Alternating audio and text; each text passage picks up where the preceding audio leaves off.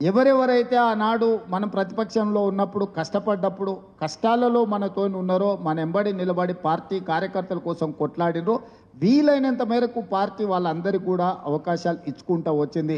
ఈరోజు అడ్వైజర్లుగా షబీర్ అలీ గారిని వేసినా, వేం నరేందర్ రెడ్డి గారు వేసినా, అరకర వేణుగోపాల్ గారిని వేసినా, ఇంకెవరినైనా వేసినా కూడా ఇవన్నీ కూడా మొదటి నుంచి మనము ప్రభుత్వంలో లేనప్పుడు ప్రతిపక్షంలో ఉన్నప్పుడు పార్టీ కోసం ఎవరెవరైతే కొట్లాడినరో వాళ్ళందరికీ కూడా అవకాశాలు వచ్చినాయి.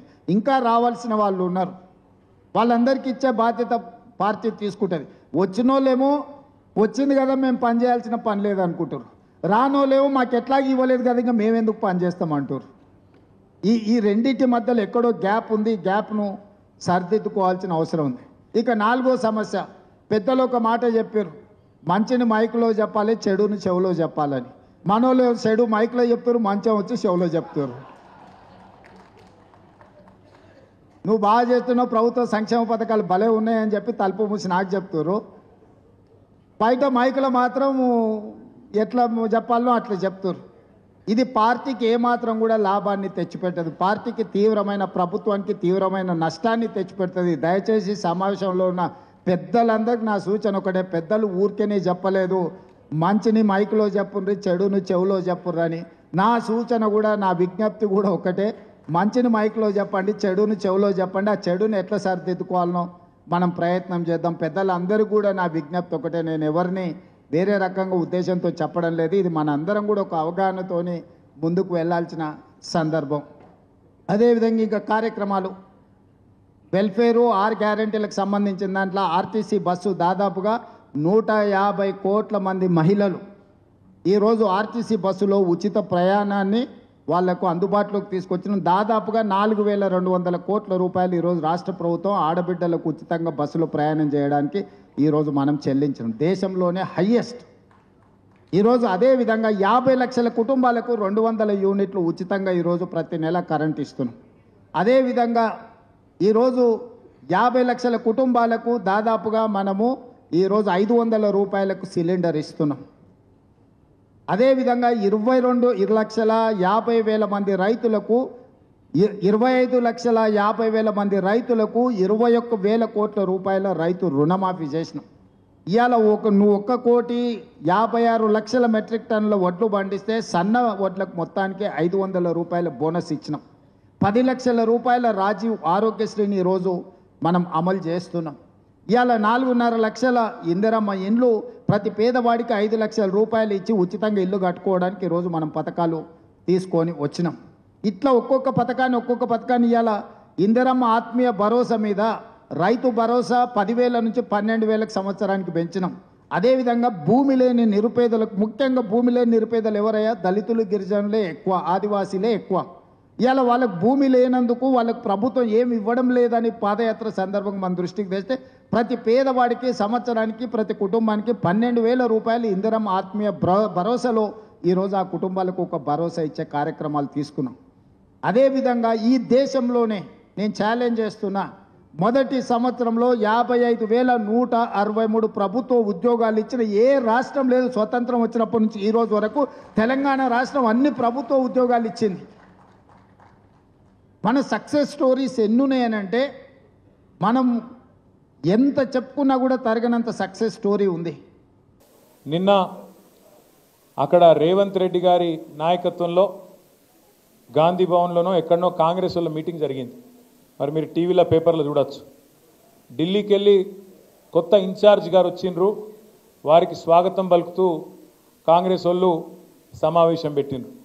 అందులో 3 ఆనిముత్యాలు లాంటి మాటలు నేను చూసిన. 3 ఆనిముత్యాలు, 1 కాదు 2 కాదు 3. ఒకటి రేవంత్ రెడ్డి గారు సెలవిచ్చిండ్రు, ఏమని, మంచి మైకులలో చెప్పాలి, చెడు చెవులో చెప్పాలి అన్నాడు. నేను రేవంత్ రెడ్డి గారికి చెప్పేది ఏంటంటే, మంచి మైకులో చెబుదామంటే ఫస్ట్ నువ్వు చేసిన మంచి అయితే ఏం లేదు, రెండవది మైకులో చెబుదామంటే కరెంట్ కట్ అవుతుంది. ఏం చేయాలి మరి, మంచి ఆడికెళ్ళి చెప్పాలి, చేసింది ఉంటేనేమో చెప్తే అందుకుంటుంది. ఇక చెడు చెవులలో చెప్పుడు మొదలు పెడితే రేవంత్ రెడ్డి గారు, నువ్వు చేసిన చెడు హైడ్రా బాధితుల నుంచి మొదలు పెడితే, భూముల మీద నువ్వు చేస్తున్న దౌర్జన్యాల నుంచి మొదలు పెడితే, ఇవాళ ఆర్ఆర్ ట్యాక్స్ నుంచి మొదలు పెడితే, నీ అవినీతి వల్ల ఇవాళ కుప్పగూలిన శ్రీశైలం సొరంగం నుంచి మొదలు పెడితే, మొన్ననే కొట్టుకపోయిన పెద్దవాగు నుంచి మొదలు పెడితే, లెక్క లేదు. మునిగిన వట్టెం పంప్ హౌస్ నుంచి మొదలు పెడితే చెడు ఎప్పుడు స్టార్ట్ చేస్తే నీ చెవిలా రక్తం గారుతుంది, యాది పెట్టుకోని చెప్తున్నాను నేను. ఎందుకంటే చెడు చెవులో చెప్పాలి, మంచి మైకులో చెప్పాలి అని చెప్పి రేవంత్ రెడ్డి గారు చాలా తెలివిగా చెప్పిన అనుకొని ఆయనదైన డైలాగులు కొడుతున్నాడు. ఇంకా విచిత్రం అనిపించింది నాకు. ఆమె పాపం ఢిల్లీ నుంచి ఒక పెద్ద మనిషి వచ్చింది, ఇన్ఛార్జ్ మీనాక్షి గారు. ఆమె చెప్తున్నారు, మీనాక్షి గారు ఆమె ఎయిర్పోర్ట్లో దిగంగానే కాంగ్రెస్ వాళ్ళట కొంతమంది ఆయనతో ఆమె బ్యాగులు మోసేందుకు గురికొచ్చిరట. ఏది రైల్వే స్టేషన్లో దిగంగానే బ్యాగులు మోసేందుకు గురికొచ్చిరట. చాలా తప్పు, మీరు బ్యాగులు మోయొద్దు, బ్యాగులు మోసి మీ ఆత్మగౌరవాన్ని దెబ్బతీసుకోవద్దు అంటుంది. అమ్మ మీనాక్షి గారు మీకు ఏం చెప్పాలి మేము? నీ పక్కన కూర్చున్నాడు బ్యాగులు మోసే గాడికి వచ్చిండు. నీ పక్కన కూర్చున్నాడు బ్యాగులు మోసి అప్పుడు చంద్రబాబు బ్యాగులు మోసిండు, ఇప్పుడు ఢిల్లీకి బ్యాగులు మోస్తున్నాడు. ఇక ఆయన నన్ను పక్కన కూర్చోబెట్టుకొని బ్యాగులు మోయొద్దు, ఆత్మగౌరవం దెబ్బతింటుందంటే ఏం చెప్పాలి ఆ మేడంకి? కాబట్టి మీనాక్షి గారు వాస్తవాలు తెలుసుకోండి, వాస్తవ ప్రపంచంలోకి రండి అని కోరుతా ఉన్నాం. ఇక నిన్న వాళ్ళ మీటింగ్లో చెప్పరాదు ఇక మాటలు, ఆ కథలు. ఆయన చేసిన మంచి అట చెప్పుకుంటే ఒడిసిపోదట. రేవంత్ రెడ్డి గారు చేసిన మంచి ఏం చెప్పాలి ఆయనకు? ఈ 15 నెలల కాలంలో మీరందరూ వాట్సాప్లు చూస్తున్నారు, యూట్యూబ్లు చూస్తున్నారు. ఇప్పుడు ఇక్కడికి వచ్చిన ఆడబిడ్డలు ఒక 200 మంది ఉన్నారు. ఏ ఒక్కల దగ్గర నీకు గొట్టం తీసుకుపోయి వాళ్ళ ముఖం కూడా పెట్టుర్రు. ఇప్పుడు వాళ్ళు ఎట్లా మాట్లాడుతుర్రు అంటే, నేను అమ్మతోడు చెప్తున్న, తెలుగు భాషలో గిన్ని తిట్లుంటాయని నాకు తెలియదు. చూస్తుండ్రా అమ్మ ఏమేమి మాట్లాడుతుండ్రో రేవంత్ రెడ్డి గురించి. అరే ఏం తిట్లు అవి, ఏం తిట్లు! మనిషి అంటోడు ఇంకోడు రోషం ఉన్నోడైతే ఈ పాటికి ఇక్కడ పాడుబడ్డ బాయి చూసుకొని దుంకి వస్తుండే. కానీ రేవంత్ రెడ్డి కాబట్టి బ్రహ్మాండంగా బతికేస్తున్నాడు. ఇంకా మంచి చేసినా డైలాగులు కొడుతుండు. నేనేమంటున్నా అంటే, అధికారం ఎవరికి శాశ్వతం కాదు. సరే, తెలంగాణ రాష్ట్రం కోసం కేసీఆర్ గారు 14 ఏళ్ళు కష్టపడ్డాడు, కొట్లాడిండు. తెలంగాణలోని అన్ని కులాలు, అన్ని మతాలు, అన్ని పార్టీలు అందరిని ఏకం చేసి ఢిల్లీ పెద్దల మీద ఒత్తిడి తెచ్చి ఆఖరికి సావు నోట్లో తలబెట్టి ఇస్తరా సస్తరా అని చెప్పి మెడ మీద కత్తి పెట్టి మొత్తానికి తెలంగాణ తెచ్చిన నాయకుడు మన నాయకుడు కేసీఆర్ గారు. ఇవాళ ఇప్పుడే అక్క చెప్పింది, తెలంగాణలో ఎవరికి సంతోషం వచ్చినా దుఃఖం వచ్చినా కేసీఆర్నే యాద్ చేసుకుంటానని.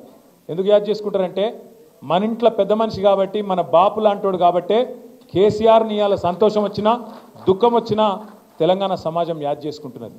ఎక్కడ ఒక ముసలవ్వ దగ్గరకు పోయి అడిగినా, అవ్వా పెన్షన్ వస్తుందా అంటే, అవు కొడుక వస్తుంది, నా పెద్ద కొడుకు కేసీఆర్ ఇచ్చిన పెన్షన్ 2000 గదే వస్తుందని చెప్పి ఒక తల్లి చెప్తున్నది.